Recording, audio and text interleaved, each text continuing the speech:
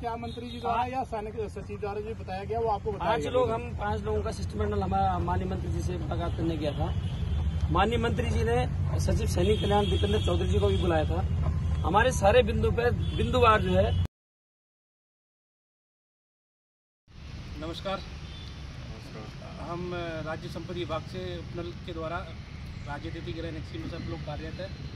जैसे कि आप सब जानते हैं कि आज 6 सितंबर है और हमारे संघ द्वारा विधानसभा कूच की आज रैली निकलनी है धर्मपुर मार्ग से विधानसभा तक।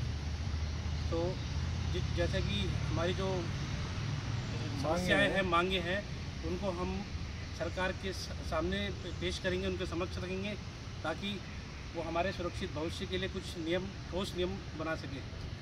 और इसी के साथ मैं यही कहना चाहूँगा कि आज का जो हमारी रैली है इस सफलतापूर्वक एकदम सही तरीके से सरकार के समक्ष पेश हो। धन्यवाद। ये मांगे हमने पहले भी रखी हैं कि और हाईकोर्ट से भी हमको मतलब पत्र मिल चुका है कि मतलब हमारे समर्थन में हाईकोर्ट ने भी अपना फैसला सुनाया है, जो कि अभी सुप्रीम कोर्ट में जा रखा है। तो जिसके खिलाफ मतलब सरकार ने वहाँ पे SLP दायर करेगी, जिसकी वजह से सुप्रीम कोर्ट में हमारी मांग पूरी नहीं हो पा रही है। तारीख पे तारीख चलती है, जो हमारे देश में चलता ही है। तो इसी के संबंध में जो हमारा बात मांगने के लिए है कि जब समान वेतन समान कार्य हमारी मांगे हैं उपनल की, तो सभी अपना पूरा काम देते हैं। लेकिन आज की डेट में मतलब तुम लगा लो कि 15-16 हज़ार में सभी नौकरी कर रहे हैं ये लोग।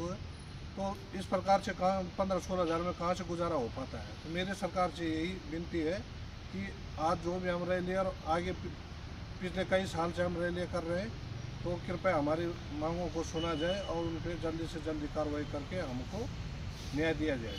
धन्यवाद। अभी चलते हम विधानसभा की तरफ। धन्यवाद। तो हम लोगों को इसकी जिम्मेदारी अपना भी लेनी है, ठीक है। तो कोशिश करिएगा अपनी आप जिम्मेदारी लेके सरकार तक हमारा मैसेज अच्छा जाए और डिसिप्लिन तरीके से जाए। लेकिन बाकी जो नारा जो भी चीज़ हम लोग बोलेंगे वही लोग आप फॉलो करोगे, अनावश्यक कोई अपने आप से मत करना। और इसके साथ एक चीज़ मैं और बताना चाहूँगा कि कोई भी जो उसमें आगे टंकी हो गया, छत हो गया या कहीं पे भी कोई ऐसा ना करे, क्योंकि अगर कोई ऐसा करता है तो उसकी जिम्मेदारी साइड मोर्चे की नहीं होगी, उसकी जिम्मेदारी उसकी स्वयं की होगी। तो मैं जोश में आगे कई बार हम लोग होश हो जाते कि नहीं आज हम ये करके रहेंगे, तो ये नहीं करना है। हमें गांधी की तरीके से ही प्यार मोहब्बत से ही सरकार को लगना चाहिए कि हम लोग रास्ते में निकले हैं, तो हम रास्ते में जो हमारे जितने भी भाई लोग हैं या अन्य जो हमारे जनता लोग हैं उनको परेशान ना करें, उनकी यातायात को डिस्टर्ब करें। हम लोग अपने लोग चलिए, वो लोग अपने लोग।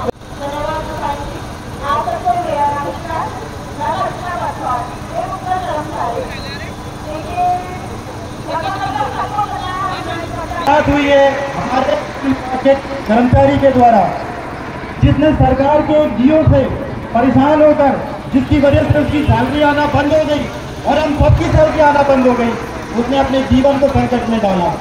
उसकी पीड़ा को देखकर हम सबको बहुत पीड़ा हुई और वो आज हमारे बीच में भी है। आज उससे आपको मुखातिब कराएंगे, उससे मिलाएंगे और वो अपनी पीड़ा को बताएगा कि क्यों उसे इतना मजबूर होना पड़ा।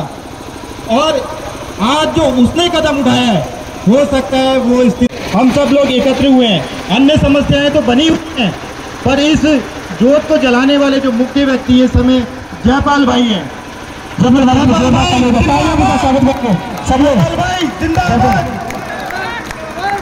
तो जयपाल भाई, मैं आपसे जानना चाहूँगा, आप अपना परिचय भी स्वयं दें, किस विभाग के हैं, किस पद पे हैं, कब से काम कर रहे हैं और ऐसी क्या मजबूरी आपके सामने आई कि आपको विवश होना पड़ा, मजबूर होना पड़ा कि आप अपने जीवन को संकट में डालें। चुनाव से मैं धन्यवाद काम करता था और आज भी वही काम कर रहा हूँ। ऐसा ये कि मुझे जो मजबूरी, एक तो मेरी तनख्वाह है। हमारे माननीय मुख्यमंत्री जी जब एक साधारण विधायक थे, तो वो उत्तर कर्मचारियों की पीड़ा को लेकर हर मंच पे, हर स्तर पे तत्पर रहते थे उठाने के लिए। और आज ऐसी क्या व्यवस्था हो गई उनके सामने, सरकार उनके हाथ में है, सत्ता उनके हाथ में है, सारी चीजें उनके हाथ में है, पर उन्होंने उत्तर कर्मचारियों से मुंह मोड़ लिया है। उसकी उसकी तरफ देखना नहीं चाहते हैं। तो क्या आज सब लोग तैयार हैं उनके वादे को याद दिलाने के लिए? कोई बाधा नहीं है, कहीं कोई बाधा नहीं है। नियमावलियां बनाकर हमने उन्हें कई बार दी, पर उस पर उन्होंने कोई भी संज्ञान नहीं लिया। अब एक नया जीओ लाके उन्होंने सामने खड़ा कर दिया है। बहुत सारे लोग इस रैली में नहीं पहुंचे हैं, परंतु मैं इस मंच से उन्हें बता दूं कि जो 18 जुलाई का आदेश हुआ है उसमें एक व्यवस्था दी गई है कि 27 से किसको दी जाएगी, मानक पद होता है, सैलरी देने का हेड होता है, और 8 से किसको दी जाएगी। उपनल के माध्यम से मैक्सिमम ज़्यादा से ज़्यादा अधिक सुरक्षा व्यवस्था में ही लोग लगे हुए हैं। सिविल हॉस्पिटल हो, अन्य कार्यालय हो, सभी जगह सुरक्षा कार्यों में लोग लगे हुए हैं। उन लोगों की व्यवस्था 27 से कर दी है 08 हटा के। अगर उन लोगों का सहयोग भी हमें मिलेगा तो ये रैली एक महारैली बनेगी और सरकार के पटल तक ये बात पहुंचेगी कि कर्मचारी कितना पीड़ित है, आप उसकी पीड़ा को क्यों नहीं सुन रहे हो।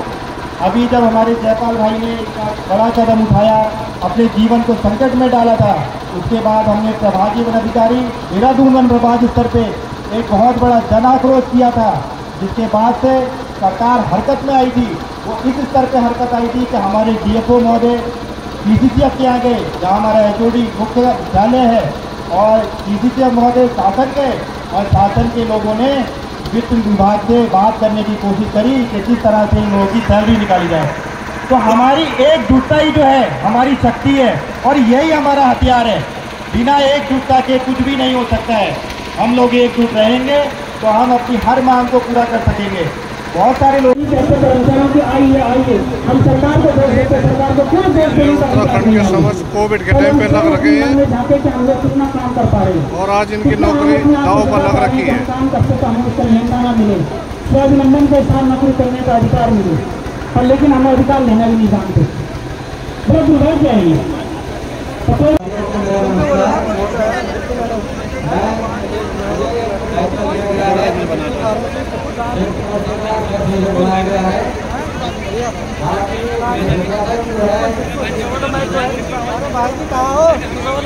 यहाँ से जो भी है वो शांतिपूर्वक हो। और एक चीज और मैं अवगत कराना चाहूँगा कि जहाँ पे हमारे को रोका जाएगा, नेहरू कॉलोनी के आसपास जो जगह है उस जगह वो थोड़ा संकरी जगह है, उसके बगल में थोड़ा दोनों तरफ के गड्ढे खुले हुए हैं और दरिया लगे हुए हैं।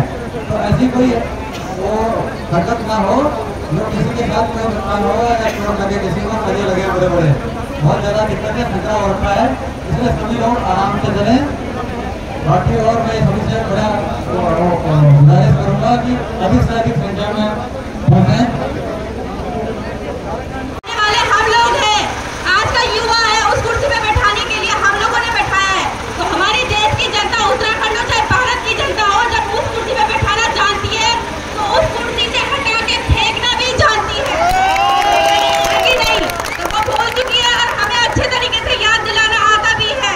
वो भूल चुकी है जो उन्होंने बोलते हैं अपनी पीढ़ी दर पीढ़ी के लिए जो पैसे इकट्ठे करके रखे, कब तक फलेंगे वो पैसे? नहीं फलने वाले। और हम जो अपने हक की लड़ाई लड़ रहे हैं वो लड़ाई हम एक नई दिन जरूर जीतेंगे। आप सभी लोगों का, मेरे भाइयों को, सबको, हम सबको एक साथ मिलके चलना पड़ेगा इस लड़ाई में, क्योंकि सरकार बहुत रणनीतियां बना रही है। हम लोग उन चीजों को देख के आ रहे हैं। हम लोगों को एक महीने तक सचिवालय खाली घुमाया जाता है कि तुम्हारा काम आज हो जाएगा, कल हो जाएगा। 15 दिन के आश्वासन दिए गए। मैं खुद भूख हड़ताल में बैठी हूँ, जबरदस्ती खदेड़ के। आज भी बिल्कुल बोलते महिला पुलिस नहीं की हमें, आज भी लोगों ने कपड़े फाड़ के खदेड़ के हम लोगों को लेके गए हैं। हम लोगों ने वो दिन देखे हैं। मेडिकल कराने के तक के लिए जब हम लोगों ने कहा हमारा मेडिकल करवाओ, तब भी ये लोग खड़े नहीं हुए। तो कितने बोलते ना पाप का घड़ा कब तक, एक ना एक दिन तो भरेगा ही, और वो पाप का घड़ा हम लोग फोड़ेंगे, क्योंकि हमारा संगठन बहुत मजबूत है।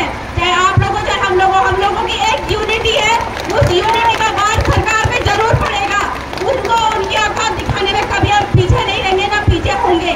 वो लड़ाई लड़नी जरूरी है। बोलते ना उत्तराखंड को भी क्रांति वो वीरों ने जीता है, क्या कहते हैं, आंदोलन करके लोगों को आए दिन नए नए फरमान निकाल करके उनका शोषण कर रहे हैं। ये शोषण अब हम नहीं सहेंगे, क्योंकि इतने गए गुजरे तो हम भी नहीं है, पढ़े लिखे हैं, संविधान को जानते हैं और लोकतंत्र में अपना अधिकार कैसे पाया जाता है उसको भी अच्छे से जानते हैं।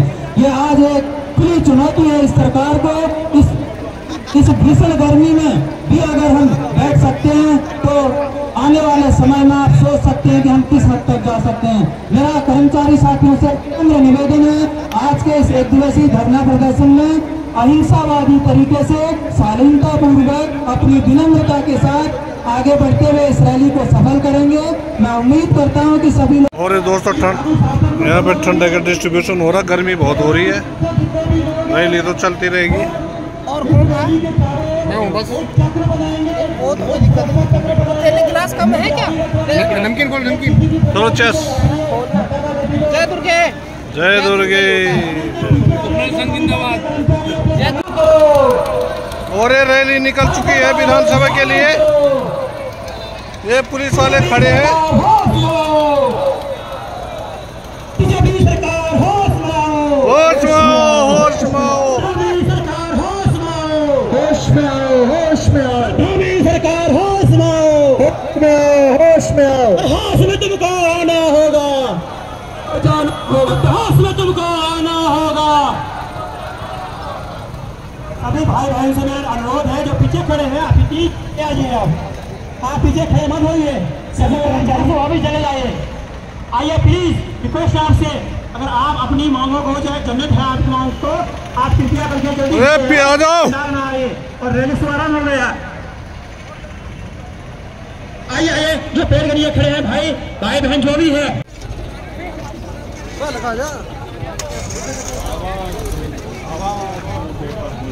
सब तो वही है।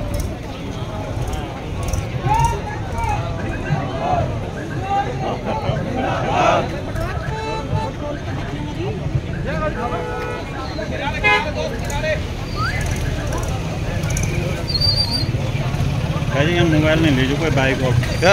हाँ मोबाइल कहाँ तक होगा उसके पीछे। किसान जल्दी बोल, कौन सा मोर्चा है? उपनल एकता जिंदाबाद। जोर से बोलो। जय माता की। और ये देखिए दोस्तों, कितनी भीड़ हो रखी है। उपनल एकता जिंदाबाद, जगह जबरदस्त भीड़। उपनल एकता जिंदाबाद, उपनल एकता जिंदाबाद, उपनल एकता जिंदाबाद। हमारी मांगे पूरी करो, हमारी मांगे पूरी करो, हमारी मांगे पूरी करो।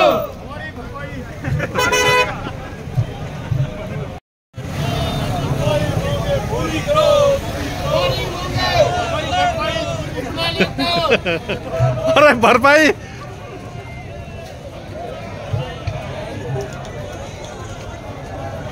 और ये ओपनल कर्मियों का मार्च हो रहा है विधानसभा की तरफ।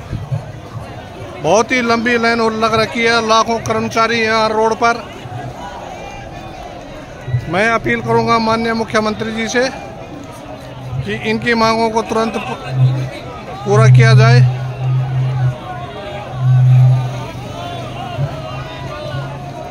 और माननीय सुप्रीम कोर्ट में जो भी सरकार ने रोक लगा रखी है उसको वापस ले।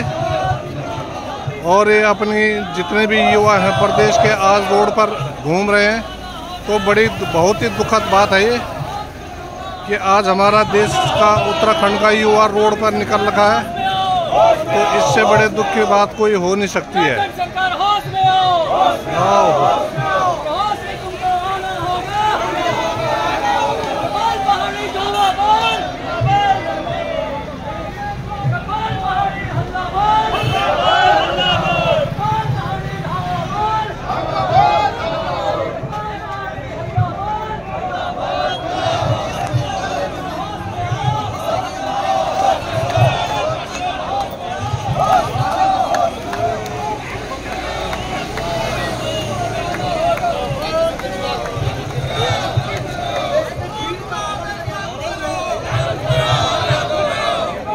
वाले भी कवरेज कर रहे हैं यहाँ पर। मीडिया वालों को मैं कवरेज कर रहा हूँ।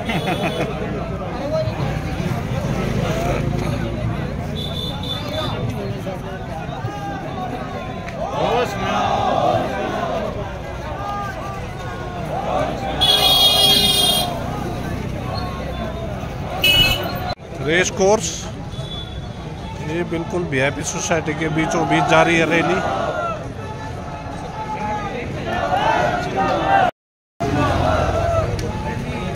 फोटो खिंचाना है यहाँ से, ग्रुप में आएगी वो वाली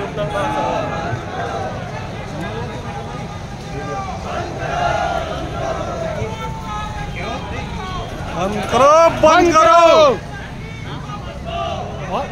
वापस करो एसएलपी, वापस करो एसएलपी, वापस करो एसएलपी, वापस करो।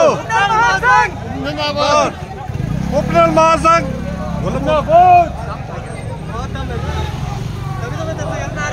और नारा लगाओ, जोर जोर से नारा लगाओ, जोर से बोला। वापिस लो, वापिस लो।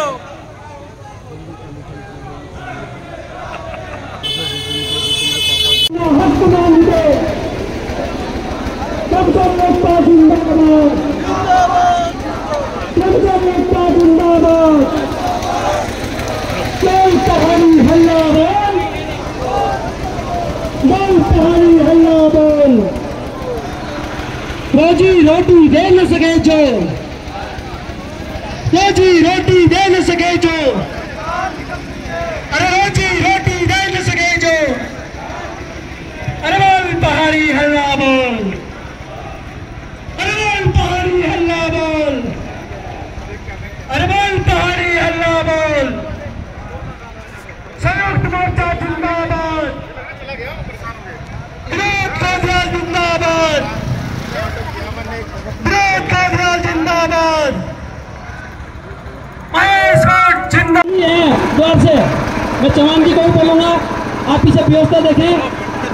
अब सब लोगों को अपना स्थान ग्रहण करें। मेरा सभी से पूरा आग्रह है, ये लोग बैठ जाइए, बैठ जाइए, बैठ जाइए, आप बैठो भाई, भाई बैठो, अरे बैठ जाओ भाई लोगों, शांत हो जाओ।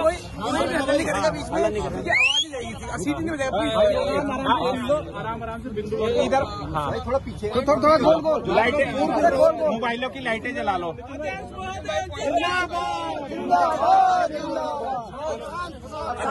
क्या मंत्री जी द्वारा या सैनिक सचिव द्वारा जो बताया गया वो आपको बताया? 5 लोगों का शिष्टमंडल हमारा माननीय मंत्री जी से मुलाकात करने गया था। माननीय मंत्री जी ने सचिव सैनिक कल्याण दीपेंद्र चौधरी जी को भी बुलाया था। हमारे सारे बिंदुवार जो है डिस्कशन हुआ और वाकई में मंत्री जी ने भी रियलाइज किया कि तुम लोगों के साथ ज्यादातर ही हो रही है। जो खास करके जो शासन थे सभी जो जिसके बारे में हम बात कर रहे थे वो मंत्री जी के संज्ञान में आए। मंत्री जी ने सीधे उस सचिव सैनिक कल्याण महोदय को बोला भाई इसका संज्ञान लो, 8,000 कर्मचारी हमारे प्रभावित नहीं हो इससे, इसका आप संज्ञान लें। इसी परिप्रेक्ष्य में उसी सारे बिंदु पे हमने डिस्कस किया। 11 मई को जो महीने का जो वो है अनुबंध है उसके सिलसिले में मंत्री जी ने भी रियलाइज किया कि जब इनके साथ 10 साल का हम एक जियो कर रहे हैं तो 11 महीने कहाँ रह जाता है। मंत्री जी ने वो स्वीकार किया उस चीज को और बिंदुवार हमारी सारी चीजें में डिटेल से वार्ता हुई। तो लास्ट में ये डिस्कस, क्योंकि मंत्री जी को भी सत्र से उठ के मंत्री जी हमारे साथ वार्ता करने का लाए, बहुत बड़ी बात है। उसके बाद मंत्री जी ने सत्र में जाना था, फिर मंत्री जी को बुलाया गया कि भैया आपका क्वेश्चन लगा होगा, कुछ क्वेश्चन मंत्री जी चले गए थे। तो उसमें ये वार्ता हुई कि 9 तारीख को, ये 9 सितंबर को सचिव सैनिक कल्याण, सचिव वित्त, सचिव न्याय और सचिव कार्मिक और हमारा एक डेलीगेशन जाएगा और इस सारे पॉइंट पे हमारी बात होगी। वो चाहे मंत्री जी अपने यहाँ बुलाएं या सचिवालय हम जाएं, क्योंकि उस दिन शनिवार है, हो सकता है मंत्री जी के यहाँ जाएं, उस दिन हमारे डेलीगेशन में रहेगा। और मैं विश्वास दिलाना चाहता हूँ आप लोगों को कि आज की जो वार्ता है वह सफल हुई है और मेरे को लगता है 9 तारीख में बहुत कुछ हमें मिलने वाला है। आगे मैं नितिन जी को कहूंगा कि आप और ब्रीफ करें पॉइंट टू पॉइंट। मैं एक बिंदु पे बताता हूँ कि किस तरीके से, जैसे गुरजाल जी ने तो एक ब्रीफ आप लोगों को दे ही दिया है कि हमारी क्या वार्ता हुई, उसमें किस तरीके के निर्णय पे चर्चा हुई। तो आज के विस्तृत हम लोगों की सभी बिंदुओं पे चर्चा हुई और उसमें हर पॉइंट पे क्या क्या बात हुई मैं आपको विस्तार से बताता हूँ। पहला बिंदु जैसे हमारा है, राज्य सरकार द्वारा माननीय सर्वोच्च न्यायालय में दायर की गई SLP को वापस लिया जाए एवं माननीय उच्च न्यायालय नैनीताल के आदेश को लागू किया जाए।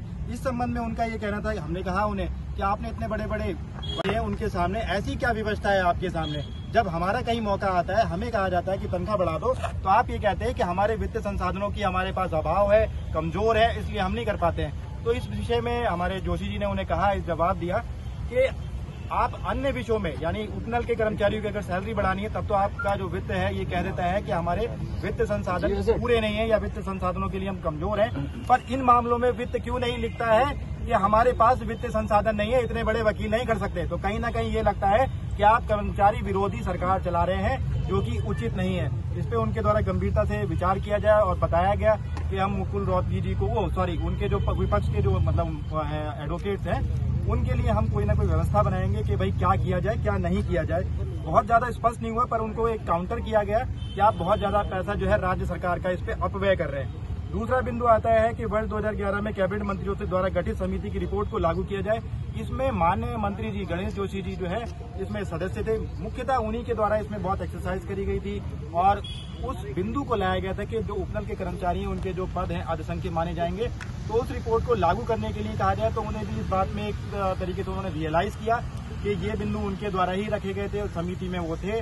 तो इसको लागू करने पे उन्होंने विचार करने के लिए सचिव सैनिक कल्याण को कहा है और उन्होंने भी उस चीज को पढ़ा है, उसका जो है परीक्षण करेंगे।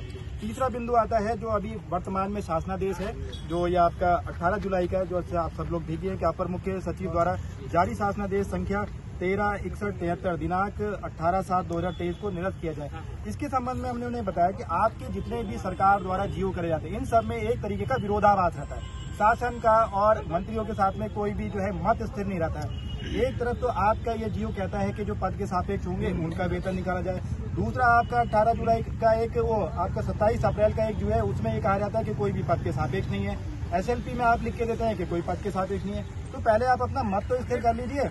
दूसरी इसमें बड़ी बात ये आती है, हमने बताया कि जितने भी पूर्व सैनिक हैं जो कि रिटायर्ड है सुरक्षा के कार्यों में लगे हुए हैं और उनके वेतन की व्यवस्था करने की जो इस शासनादेश में उल्लेख किया गया है वो 27 मानक मद है जो है 27 से किया गया है। ऐसी स्थिति में तो उन लोगों को तनख्वाह मिलना ही मुश्किल हो जाएगा, क्योंकि जब बिल जनरेट करे जा रहे हैं तो मानक मद जो 27 है उस पर उपनल शो ही नहीं हो रहा है। तो मंत्री जी ने इस चीज को भी बड़ी गंभीरता से लिया, क्योंकि एक रीढ़ की हड्डी है, बहुत बड़े सुरक्षा मतलब जो सुरक्षा व्यवस्था में लोग लगे बहुत बड़ी संख्या में है। तो ऐसे में उनके साथ भी एक ये संकट पैदा हुआ और आज इस सबके माध्यम से मैं उन्हें भी कहना चाहूंगा कि वो भी आगाह हो जाए और अपने स्तर से भी प्रयास करें, मंत्री जी से आग्रह करें और जो भी उनके पास स्तर है उस जगह आग्रह करें इस जीओ को निरस्त कराने के लिए। इस जीओ का भी परीक्षण किया जाएगा। इसी जीओ के संबंध में 9 तारीख को सचिव वित्त महोदय के वित्त विभाग के साथ में हमारे सचिव जो है सैनिक कल्याण उनकी वार्ता होगी। मंत्री जी ने इसमें हस्तक्षेप करने के लिए आश्वासन दिया है कि वो इसमें हस्तक्षेप करेंगे, क्योंकि उनका हस्तक्षेप करना भी आवश्यक है, क्योंकि जितने भी कर्मचारी हैं वो सब उपनल के हैं और उपनल कर्मचारी ही जो है इससे प्रभावित हो रहा है। 5वां बिंदु जो था अन्य प्रदेशों की तरह इस बिंदु पे डिस्कस नहीं हो पाया, क्योंकि मंत्री जी को फिर हाउस में जाना था। उसके बाद जो बाकी की डिस्कशन हुई थी हमारी वो सैनिक कल्याण महोदय से हुई थी, सचिव सैनिक कल्याण से। तो छठे बिंदु में यह था कि उपनल कर्मचारियों की आकस्मिक मृत्यु होने पर उनके परिवारों को 10 लाख की आर्थिक सहायता के साथ उनके आश्रितों को उपनल के माध्यम से नियुक्ति दी जाए। तो जो 10 लाख की व्यवस्था थी हमने कहा ये 10 लाख को बढ़ाकर आप 50 लाख 40 लाख तक कर सकते हैं। उन्होंने कहा इसका आधार क्या है? हमने कहा इसका आधार ये है कि हमारे मैक्सिमम के सभी उपनल कर्मचारियों का जो अकाउंट होता है वो एसबीआई और पीएनबी में है और जो उपनल एक संस्था है उसका भी जो अकाउंट है वो एसबीआई और पीएनबी में है। तो आपके जो कॉर्पोरेट अकाउंट्स होते हैं उन पे बैंक जो है जीरो बैलेंस पे उनके जो कर्मचारी हैं मतलब उस कॉर्पोरेशन के, क्योंकि अभी वर्तमान में तो हमें कॉर्पोरेट के जो है कर्मचारी हैं, उनके कॉर्पोरेट के जो कर्मचारी होते हैं उनको 50 लाख 40 लाख का एक आकस्मिक दुर्घटना आपकी किसी भी दुर्घटना में अगर मृत्यु हो जाती है अपने उपनल कर्मचारी की तो उनको पैसा देने की जो आर्थिक सहायता 40 से 50 लाख देने की वो व्यवस्था है। तो शायद वो इस बात से भिज्ञ नहीं थे, उन्हें अब ये पता चला है। मैंने कहा आप इसमें अपना हस्तक्षेप करिए। एमडी ने जब उपनल का स्थापना दिवस था उस दिन भी कहा था, तो कृपया आप अपने स्तर से जो है इसमें हस्तक्षेप करिए और इसे लागू करवाइए। बोलिए तो फिर बहुत ईजी है, इसे करने में हमें कोई दिक्कत नहीं है। तो इसमें एक आश्वासन दिया गया है कि इस चीज को लागू किया जाएगा। कर्मचारियों को हटाए जाने वाले बिंदु पे भी चर्चा नहीं हो पाई, क्योंकि उनके साथ ही मंत्री जी के साथ ही जो है उनको भी जाना था, परंतु बिंदु संख्या 8 पर कर्मचारियों के साथ वर्षवार किए जाने वाले 11 माह के अनुबंध को समाप्त किया जाए। इसमें हमने उनको जो 10 साल की सेवा जो है अनुभव के आधार पे जो जीओ किया गया है कैबिनेट द्वारा कि जिनको 10 साल हो गए 58 मिलेंगे, जिसको 10 साल से कम हो गए उनको 48 हो गए। एक तरफ हमने कहा कैबिनेट तो जीओ करता है कि 4800 और 5800 और 4800 मिलेंगे। उन्होंने मान लिया कैबिनेट ने कि कर्मचारियों को काम करते हुए 10 साल हो गए और अगर ऐसी स्थिति में आप 11 महीने का इस अनुबंध को जिंदा रखते हो तो इसका मतलब ये है कि कैबिनेट का जीओ आपका निष्क्रिय है। अगर कैबिनेट का जीओ निष्क्रिय मतलब चल रहा है वर्तमान में तो फिर ये 11 महीने का क्यों चल रहा है? तो ये एक बहुत बड़ा विरोधाभास है। मंत्री जी ने इस वाले जी, क्योंकि हमने कुछ मुख्य बिंदु थे उनको पहले डिस्कस कर लिया था और बाकी बिंदुओं को छोड़ दिया था क्योंकि मंत्री जी को हाउस में जाना था। तो मंत्री जी ने इसमें भी जो है